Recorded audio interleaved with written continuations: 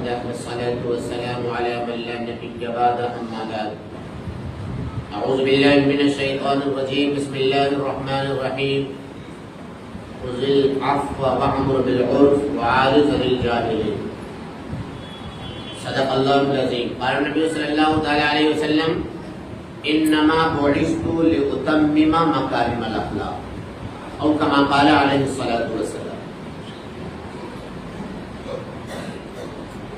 عزیز دوستو، ماہ ربیع الاول رواں دواں ہے. پچھلے جمعے کو 12 ربیع الاول کی تاریخ تھی اور جشن آمد مصطفیٰ پوری دنیا میں الگ الگ انداز سے عاشقان مصطفیٰ نے منایا اور اپنے امتی ہونے کا ثبوت پیش کیا.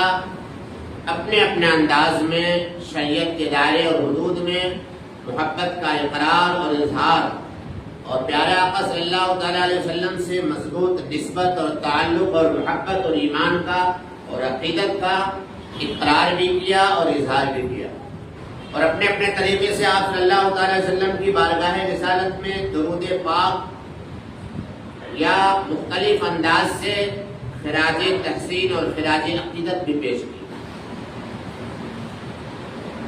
صرف نام بڑا ہونے سے کوئی انسان بڑا نہیں ہوتا.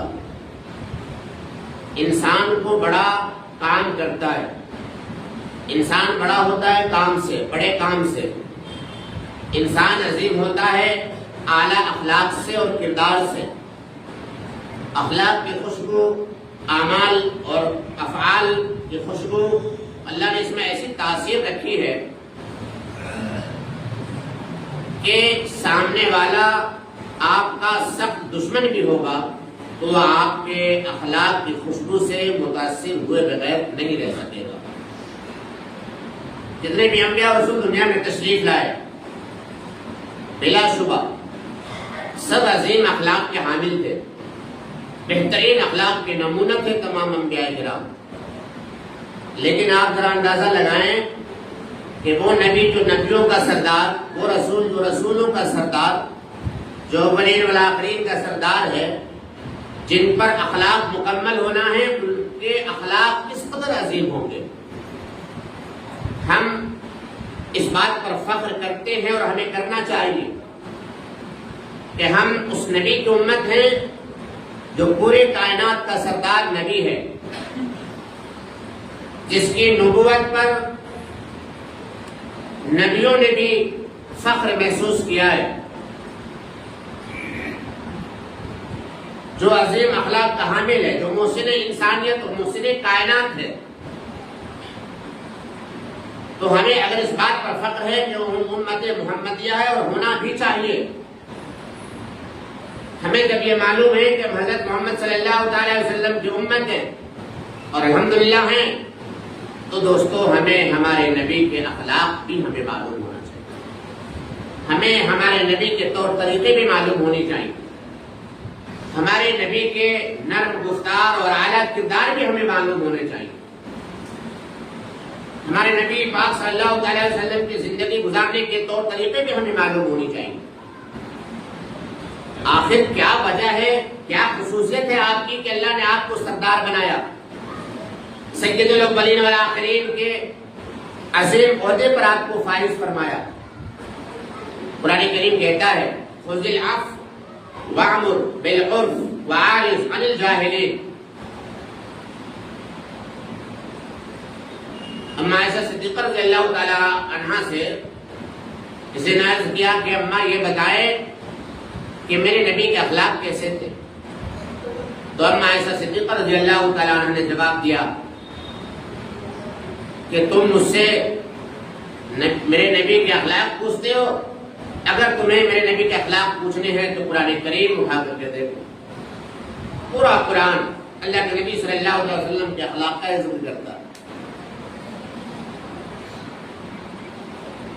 خذ العفو وأمر بالعرف وأعرض عن الجاهلين. میرے نبی کی شان دیکھو. اللہ نبی کریم نے فرمایا کہ میرے نبی، میں نے آپ کو اور لوگوں کی طرح اور نبی و رسولوں کی طرح نہیں بنایا. آپ دنیا قیامت تک آپ عظیم ہستی اور عظیم محسن کے نام سے جانے جائیں گے. تو سنیے آپ کو کرنا کیا ہے. خذ العفو، آپ کو درگزر کرنا ہے. کیا کرنا ہے؟ درگزر کرنا ہے. آپ درگزر فرمایا کیجئے، آپ معاف کر دیا کیجئے، آپ معافی سے اور درگزر سے کام لیا کیجئے.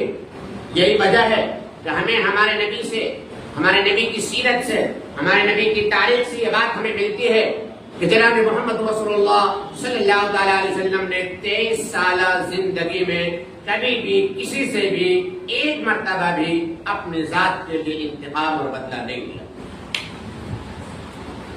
ایک بار بھی نہیں. ایک روایت نہیں ملتی، ایک تاریخ نہیں ملتی کہ آپ صلی اللہ تعالیٰ علیہ وسلم نے اپنی ذات کے لیے کسی سے بدلہ لیا ہو، انتقام لیا ہو.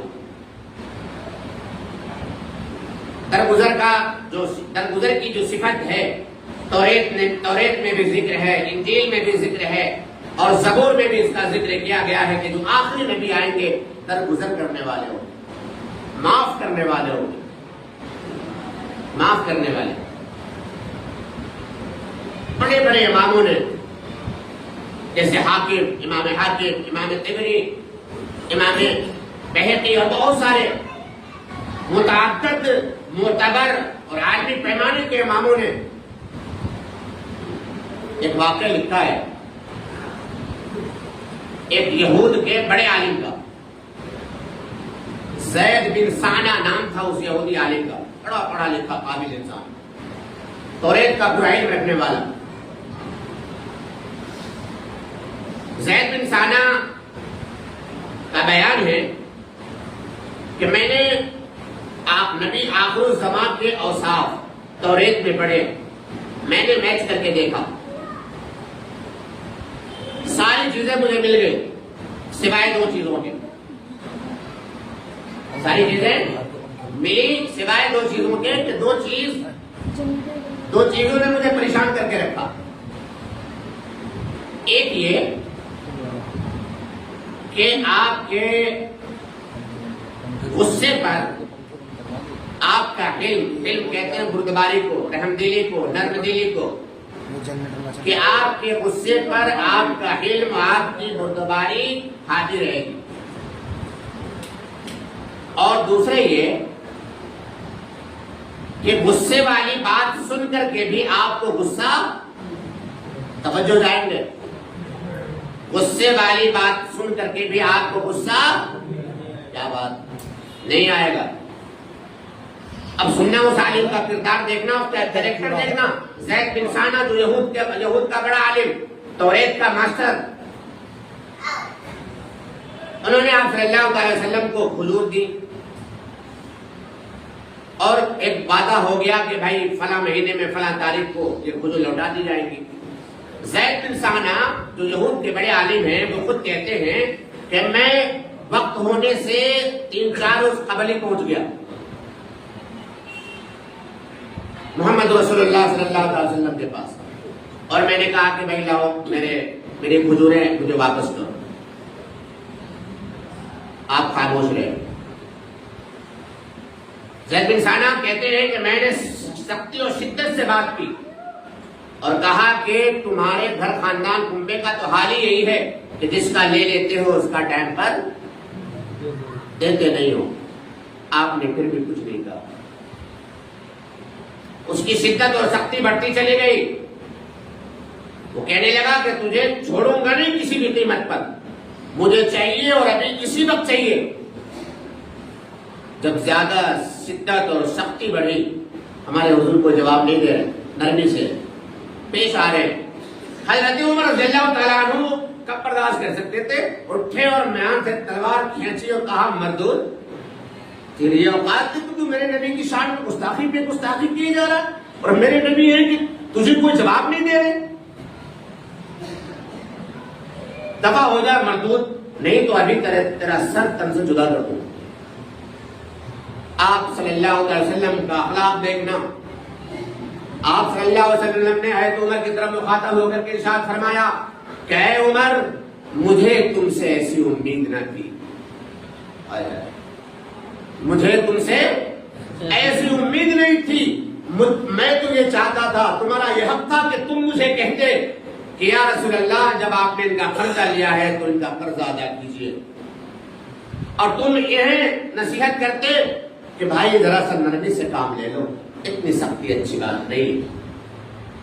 اور آپ نے فرمایا کہ اے عمر کیا تم اس قرضے کو ادا کر سکتے ہو؟ عمر نے کہا کہ یا رسول اللہ آپ کی اجازت ہے تو میں قرضہ ادا کر دوں۔ آپ نے فرمایا کہ جتنی کھجوریں اس کی ہیں وہ کھجوریں دے دی جائیں، اور 20 سا کھجور انہیں اس طرح دی جائے جو تم نے ان کو دھمکایا ہے اس کے بدلے میں۔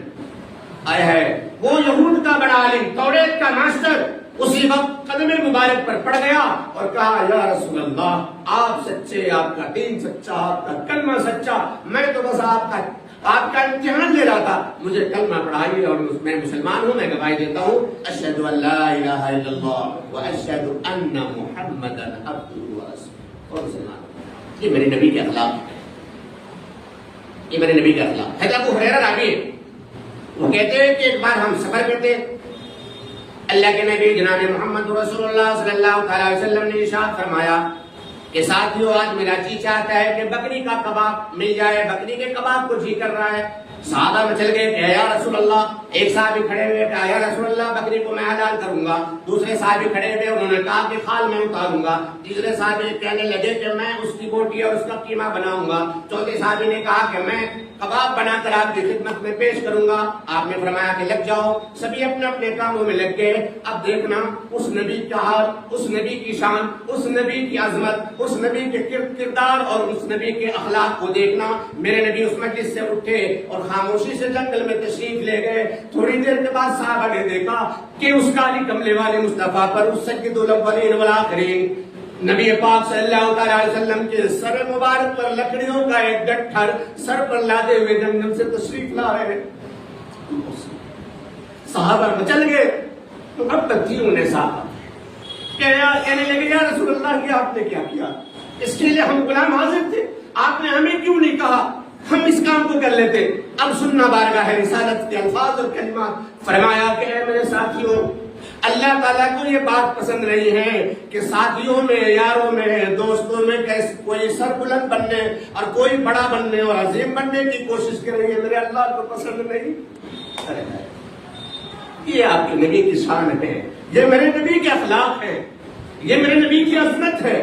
میرے نبی نے ہمیں زندگی میں جینے کا رنگ، ڈھنگ، اصول، طور طریقے سکھائے۔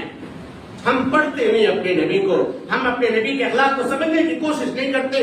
آج اسی لیے جو امت پوری دنیا کے لیے آئیڈل تھی وہ بالکل کم سے کمتر ہو گئی، اور آج ہم دوسروں کے اخلاق دیکھتے ہیں، ہمارے اخلاق پر آج تھوکے جاتے ہیں، کیچڑ اٹھائے جاتے ہیں، چونکہ ہم نے اپنے نبی کے اخلاق اور اوصاف بھولا۔ آپ صلی اللہ تعالیٰ علیہ وسلم تشریف لے جا رہے ہیں، ایک دیہاتی، ایک بدو آیا، دو اونٹ اس کے ساتھ ہے، اور آتے ہی آپ صلی اللہ تعالیٰ علیہ وسلم کے سر مبارک پر جو چادر پڑی تھی، چادر کو پکڑ کر زور سے جھٹکا دے کر کھینچا۔ روایت میں آتا ہے کہ آپ صلی اللہ تعالیٰ علیہ وسلم کا سر مبارک دیوار میں لگتے لگتے بچا، اور اتنے زور سے اس بدو نے، اس جنگلی نے، جنگل کے رہنے والے اس شخص نے اتنی زور سے چادر کھینچی تھی کہ آپ صلی اللہ تعالیٰ علیہ وسلم کے گردن مبارک سرخ ہو گئی۔ آپ صلی اللہ علیہ وسلم نے کچھ نہیں فرمایا، آپ نے اس سے کہا کہ یہ تو بتا کہ تو نے میرے ساتھ یہ سلوک کیوں کیا، کیا چاہتا ہے تو مجھ سے؟ اس دیہاتی نے کہا کہ سن، جو تیرے پاس مال ہے نا وہ اللہ کا ہے، تیرے باپ کا نہیں ہے۔ یہ الفاظ ہے اس میں کیا کہا اس دیہاتی نے؟ اس بدو نے کہا محمد تیرے پاس جو مال ہے، توجہ توجہ توجہ، کیا فرمایا کہ تیرے پاس جو مال ہے وہ اللہ کا ہے، تیرے باپ کا نہیں ہے۔ میرے نبی پاک صلی اللہ تعالیٰ علیہ وسلم مسکرائے اور اس بدو کو، اس دیہاتی کو، اس جنگل میں رہنے والے شخص کو جواب دیا، ہاں میرے بھائی، میرے پاس جو مال ہے وہ میرے اللہ کا ہے، میرے پاس جو مال ہے وہ میرے باپ کا نہیں ہے۔ تم نے بالکل سچ فرمایا۔ اور ایک صحابی سے کہا کہ جاؤ اس کے ایک اونٹ پر کھجور لاد دو اور دوسری اونٹ پر جو لاد دو، اور اس کے بعد فرمایا اس دیہاتی سے کہ بھائی دیکھو یہ تو میں نے تمہیں دے دیا، لیکن تم نے جو میرے ساتھ زیادتی کی ہے میں اس کا بدلہ تم سے ضرور لوں گا۔ جب یہ بات کہی تو وہ دیہاتی چوکنا ہوا اور چوکنا ہو کے کہنے لگا کہ نہیں، میں اس کا بدلہ تو نہیں دوں گا۔ آپ صلی اللہ علیہ وسلم اس بات کو فرماتے رہے کہ میں تم سے اس کا بدلہ ضرور لوں گا، اور لبے رسالت پر مسکراہٹ دوڑتی رہی۔ آپ مسکراتے رہے اور اس بدو کو کہتے رہے کہ تجھ سے بدلہ ضرور لوں گا، تجھ سے بدلہ ضرور لوں گا۔ یہ میرے نبی کے اخلاق ہے بھائیوں، یہ میرے نبی کے اخلاق ہے۔ ضرورت اس بات کی ہے کہ ہم نبی پاک صلی اللہ تعالی علیہ وسلم کے اخلاق کو اپنائیں۔ ہم زندگی کے کسی بھی شعبے میں زندگی گزار رہے ہوں، شہر میں رہتے ہوں، دیہات میں رہتے ہوں، ملازم ہوں یا ہمارا کوئی ملازم ہو، ہم کسان ہیں یا ادھیکاری اور آفیسرز ہیں، کسی بھی کنڈیشن میں اگر گھر میں آپ شوہر ہیں تو ایک اچھا شوہر بنیے، بھائی ہیں تو ایک اچھے بھائی بن کر دکھائیے، باپ ہے تو ایک اچھے باپ بن کر دکھائیے، جیسے ہمارے نبی نے کر کے دکھایا۔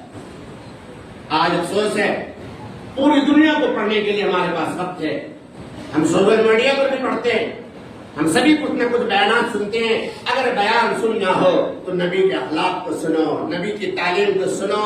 نبی پاک صلی اللہ علیہ وسلم کو ارشاد فرمانے انما بعثت لاتمم مکارم الاخلاق، کہ میں دنیا میں اس لیے آیا ہوں تاکہ پچھلے تمام انبیاء کی تعلیمات، ان کے اخلاق اور ان کے کردار کو مکمل کروں، پورا کروں۔ انما بعثت لاتمم مکارم الاخلاق، میں مکارم اخلاق کو سکھانے کے لیے آیا ہوں، میں اخلاق کا جوہر جگانے کے لیے آیا ہوں، میں لوگوں کو باکردار بنانے آیا ہوں۔ میرے بھائیوں، یہ اخلاق کی تو پاور تھی، یہ اخلاق کی تو تعلیم تھی، یہ اخلاق کی تو تاثیر تھی کہ آپ صلی اللہ تعالی علیہ وسلم کا دین کل 23 سالوں میں 23 ایئرس، کل 23 سالوں میں پوری دنیا میں، دنیا کے چپے چپے میں کلمہ طیبہ لا الہ الا اللہ محمد رسول اللہ کے ماننے والے الحمدللہ اس زمانے میں بھی موجود تھے، آج بھی موجود ہے۔ دنیا میں جتنی تیزی سے یہ دین پھیلا اور آج بھی پھیل رہا ہے، بڑے بڑے ڈاکٹرز، انجینئرز، سائنسداں، پڑھے لکھے، ابھی 27 لوگوں نے بھی اسلام قبول کیا، ابھی کل پرسوں کی بات ہے۔ الحمدللہ جو اسلام کو پڑھے گا، جو اسلام کو سمجھنے کی کوشش کرے گا، وہ اسلام قبول کیے بغیر نہیں رہ سکے گا۔ میرے بھائیو، ایسا عظیم دین دے کر اللہ نے بھیجا ہے۔ آئیے میں اور آپ سبھی عہد و نیت کریں کہ غفلت بھری جو زندگی ہماری چل رہی ہے، حضور پاک صلی اللہ تعالی علیہ وسلم سے دور، قرآن سے دور، حدیث سے دور، ہم توبہ کرتے ہیں اور اپنی غلطیوں پر شرمندہ ہیں۔ انشاءاللہ ہم اپنے نبی کی تعلیم کو، اخلاق کو سنیں گے، پڑھیں گے اور اپنی زندگی کو اخلاق کا اعلیٰ نمونہ پیارے آقا صلی اللہ علیہ وسلم کے اخلاق کی روشنی میں بنائیں گے انشاءاللہ۔ اللہ رب کریم ہم سبھی بھائیوں کو قبول فرمائے۔